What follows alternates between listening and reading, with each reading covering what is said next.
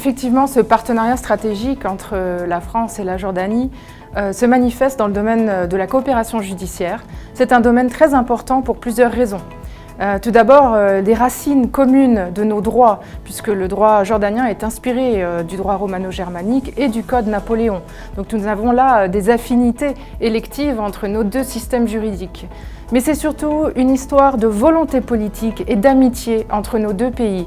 À partir de 2009, une visite du garde des Sceaux à Amman et puis une visite du ministre de la Justice jordanien à Paris ont permis d'accélérer la coopération en matière judiciaire. Et ça a donné des accords très importants entre nos plus hautes institutions dans le domaine judiciaire, entre le Conseil d'État et la haute juridiction jordanienne, entre l'École nationale supérieure de la magistrature et son homologue jordanienne.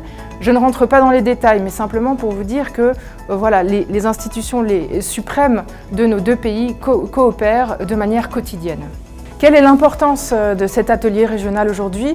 Alors c'est un premier événement en partenariat entre l'ambassade de France et le EU Global Facility.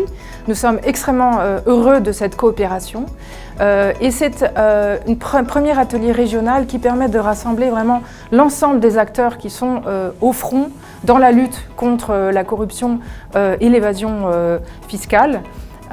C'est aussi important parce qu'on essaye d'apporter une expertise française et européenne pour créer une véritable chaîne de coopération entre l'ensemble des acteurs et pour connecter ces acteurs au niveau régional, puisque les phénomènes de corruption et d'évasion sont aujourd'hui complètement transnationaux.